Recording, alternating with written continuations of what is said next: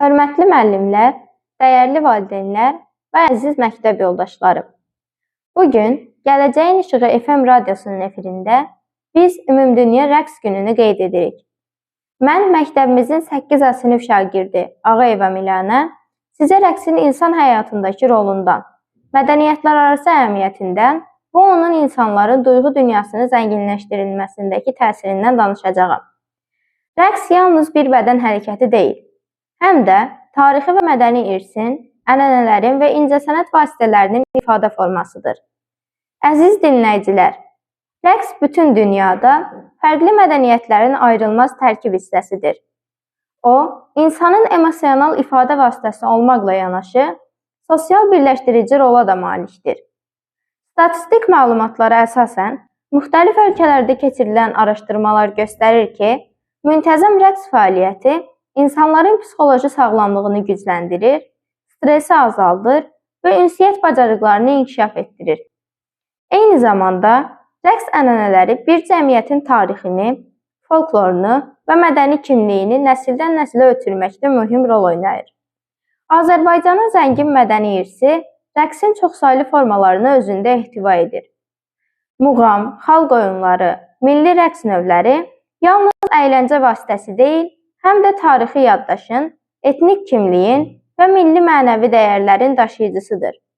Məsələn, yallı rəqsi Azərbaycanın müxtəlif bölgələrində fərqli üslub və ritmlərlə icra olunur. Lakin hər bir üslub milli birliyin, kollektiv ruhun və sosial həmrəyliyin simvoludur. Beynəlxalq səviyyədə rəqs sənəti yalnız mədəniyyət sahəsində deyil, həm də iqtisadi və sosial inkişaf sahələrində əhəmiyyətlidir. UNESCO-nun statistik məlumatlarına görə, rəqs festivalları və yarışmaları turist cəlbi, şəhər və bölgələrin iqtisadi aktivliyinin artırılması və mədəniyyətlərarası dialoqun genişləndirilməsinə mühüm töhfə verir. Bu göstərir ki, rəqs yalnız incəsənət deyil, həm də mədəni diplomatiyanın və sosial inteqrasiyanın vasitəsidir. Rəqs həmçinin gənclər arasında yaradıcılıq və innovasiyanı təşviq edir.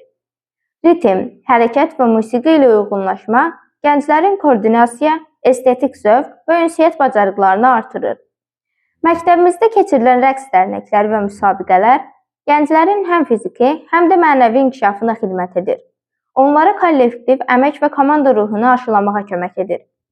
Əziz şagird yoldaşlarım, rəqs yalnız səhnədə deyil, həm də gündəlik həyatımızda, mədəni tədbirlərdə, bayramlarda və ailə mərasimlərində öz əksini tapır. Hər birimiz bu incəsənət növü vasitəsilə milli kimliyimizi qoruyur, yaradıcılığımızı inkişaf etdirir və sosial münasibətlərimizi gücləndiririk. Rəqs həm də bədən və zehni sağlamlığımız üçün faydalıdır. Müasir tədqiqatlar göstərir ki, rəqs edən insanlarda koordinasiya, balans və ritm hissi əhəmiyyətli dərəcədə artır. Beynəlxalq rəqs günü eyni zamanda dünyada mədəniyyətlərarası dialoqun gücləndirilməsi və müxtəlif xalqların mədəni irsinin tanınması üçün bir platformadır. Müxtəlif ölkələrdə keçirilən festival və tədbirlərdə rəqsin dili sözsüz ünsiyyət vasitəsi kimi deyil, insanlar arasında empatiya və anlayışı inkişaf etdirir. Bu göstərir ki, rəqs yalnız milli sərvət deyil, həm də qlobal bir mədəniyyət və ünsiyyət vasitəsidir. Məktəb radiosunun bu buraxılışında biz eyni zamanda 430-cu buraxılışı qeyd edirik. Bu, məktəbimizin mədəniyyət və bilik dünyasına verdiyi davamlı töhfələrin simvoludur.